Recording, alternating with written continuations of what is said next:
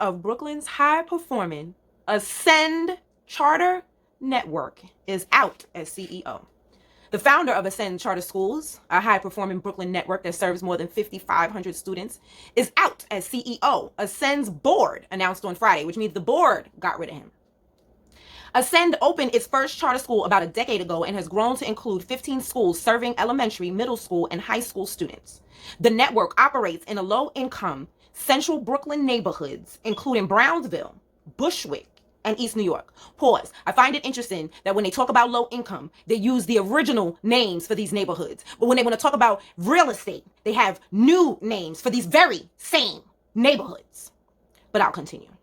And students regularly post test scores that beat city averages. Now, I'm going to go straight from this to the online petition. I don't know who wrote this online petition, but God bless you. I felt these words to my soul. The petition goes, on June 4th, 2019, Ascend Public Charter Schools published an article written by Ascend's Chief Executive Officer, Stephen Wilson, on the blog portion of their website entitled The Promise of Intellectual Joy. This article contains offensive and oppressive content that perpetuates white supremacy ideology and propagates destructive messages about the community that Ascend serves. The publication is misaligned with the espoused mission and core values of Ascend Public Charter Schools and includes perspective purported as fact that are not shared by all Ascend employees and are corroborated by a narrow and biased scope of research. Okay, so I'm going to add that it is aligned with their underlined, unsaid core mission. Now, that underlying core white supremacist core mission may not be the mission of all those who work at Ascend Charter Schools, but I say a white supremacist head only leads a white supremacist body. Some of the specific concerns are highlighted below. The article begins with the premise that America's public schools have reflected our nation's entrenched anti-intellectualism, and later claims that liberal education is under fresh attack, this time as whiteness. This claim equates a liberal education to whiteness, which leaves no room for those who believe in the ideas of a liberal or intellectual education, but also condemn the very real effects of whiteness and white supremacy. The underlying message here is that a liberal education is whiteness. Whiteness is therefore intellectual, and any challenge to a liberal education is a challenge to whiteness. So any challenge to whiteness is anti-intellectual. God bless this person. The article later reinforced the importance of this liberal education by stating such an education empowers them to escape poverty and dependency. The author presents unfounded and inaccurate representations of civil rights history by claiming civil rights activists inadvertently exacerbated the tendency to exclude children of color in undeserved communities from academic schooling. The author later goes on to say that civil rights activists were concerned that requiring students of color to undertake demanding academic work would discriminate against children already harmed by prejudicial treatment in other aspects of their lives. These assertions propagate a destructive message that the individual who led the work of equity in order to secure rights for the oppressed simultaneously were excluding children of color from schooling and felt demanding academic work was a discriminatory act. Okay, that was a lot of words. So basically, Mr. Wilson, Stephen Wilson, is saying that civil rights activists did not know that by asking for equal education, they were disenfranchising or putting Black students at a disadvantage because they can't learn the same. So you can't ask for equal education. You have to ask for a different education because you don't have the academic capacity to learn on the same level as the white kids. That's what he's saying. Okay, we're going to continue. These statements are historically inaccurate and negate the work of civil rights leaders did to fight for high quality education for all students. This article misrepresents and admonishes the work of culturally responsive practices by saying that the work schools do to become more diverse and equitable and exclusive and ensure culturally responsive teaching runs the risk of shamefully exploiting to justify reduced intellectual expectations of students. According to the author, civil rights movements initiated the present-day press for culturally responsive curriculum, whereby schools instead engage the cultural characteristics of their children. These statements misrepresent the work of contemporary scholars on cultural responsive curriculum, which emphasizes students actualizing high academic achievement by putting students and their experiences at the center of what educators teach and how they teach it. The author's views here advocate for the dismissal of culturally responsive practices, thereby proposing that the skills, experiences, and identities of students should be omitted from their education. When describing experience, pause. Three types of non-black people who work. There are some people that actually give a shit. You know what I'm saying? There are some non-black people who actually give a shit. Ain't too many. Ain't too many. And there's the other non-black person that's in there because they're TFA. Okay? A lot of y'all don't know this. TFA will pay for your fucking masters. What you got to do, you got to be a teacher in a low-income district for about 2 to 3 years.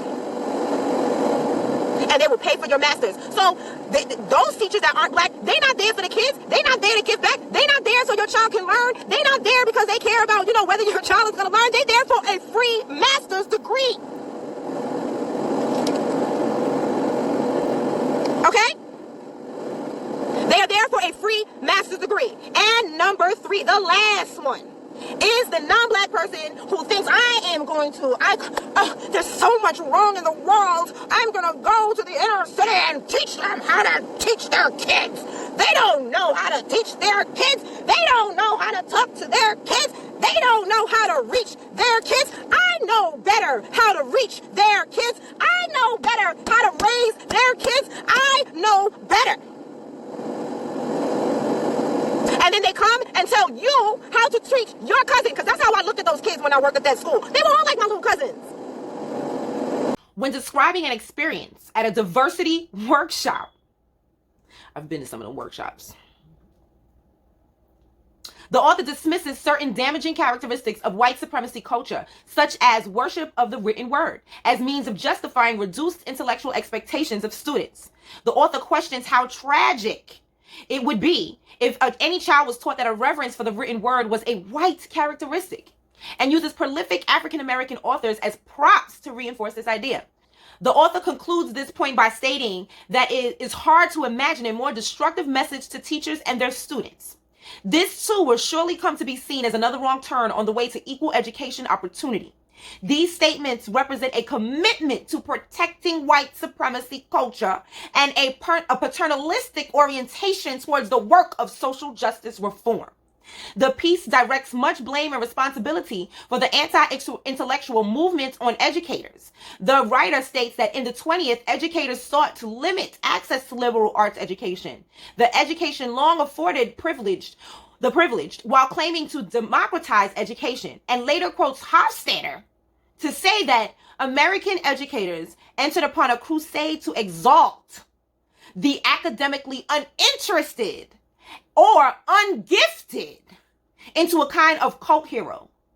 All of these comments negate the reality that educators operate as products of a broader system that is shrouded in discrimination and white supremacy, which establishes the policies that govern the schools and education. This community does not condone the destructive rhetoric communicated by this publication and demands that the leaders of Ascend public charter schools take the following actions immediately. Okay, I'm not going to get into the actions because he's already fired. Now, before I give my commentary, I want to show you a clip of Dr. Umar talking about charter schools and how they usher in gentrification in our communities. What is a charter school? A group of white folks got together and said, look, we don't want our kids running with the black kids. We want to create our own schools. And the feds and the state said, well, you can't use public money for a private school. Well, they said, well, give us something we can use. Help us out here. They said, okay, I'll tell you what. We'll give you a school that's still going to be public, but you'll be able to run it almost like it's private. And we're going to call it a charter school. And so charter schools start popping up all around America. Now, at first, people was against charter schools. Primarily who? The teachers' union. Because when schools charterized, most of the time they don't have unions, which means the union was losing money and teachers was losing control over the employment spots. But then white supremacy woke up and said, wait a minute, this charter school idea is not a bad thing. Because for every charter we open, we get to shut down 2 or 3 public schools. But the charter school became a weapon of public school shutdown, and it still is. But then, with all these black folks being elected to office, even though they wasn't doing anything, a lot of white folks started losing political control over the inner city. Not financial control, but political control. So they said, guess what we can do with these charter schools? We can use the charter schools as a weapon of gentrification. And so white folks started coming into the inner cities, opening up charter schools in black neighborhoods, making black parents think we're doing this to give your child a better education, but she wasn't watching what was really going on. They would open up the charter school, hire a whole bunch of white folks. The white folks would move back into the city, buy up all the properties around the charter school, raise up the tax value of the houses, and force you and grandmom out. And so a school that you were told was created for black kids to learn ultimately became a school for white kids to come back to the cities to go to. I saw a lot of things working in the charter schools. I was confused by a lot of things working in the charter schools. If you do not understand white supremacy, which is racism, what it is and how it works, everything else that you understand will only confuse you, only confuse you, only confuse you. That year, I was so proud to work there. We had the most black, straight, male teachers I'd ever seen. Not that I have some whole long, illustrious career in education, but shit, I know a lot of black, male, straight teachers when I see them, though. You know what I'm saying? Men I was proud to work alongside with. Men who we worked as a fucking tag team on them kids. You hear me?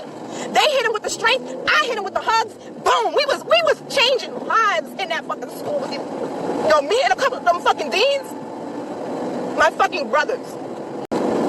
During that school year, I watched them chop off all of their balls. I watched them go in, men that had complete control of the classroom. By the time December got there, the class was a fucking mess. Why? Because they came in with the people to teach them how to teach and tell them, don't raise your voice, don't do this, don't do that. Basically, don't show no fucking masculinity in the goddamn classroom. Be soft as fuck, take your balls and leave them shit. You see them nice testicles you got? Leave them shits at home when you come to work here. We don't want your black nuts in this building, okay? Leave your fucking balls at home. And I watched one by one, I watched them leave. You know why? Because a grown man with testicles that hang between his legs cannot sit there and let somebody cut his shits off. He will fucking leave. And that goes in a relationship too, ladies. A grown-ass man with any kind of self-respect for himself that knows that he has two testicles between his fucking legs that he can grab at any point during the day or night will not sit around and let you chop them off. So one by one, I watched them update their resumes, send them shits out, and bounce. Can a grown man sit there and be the head of a classroom where fucking children are running all over him? Children?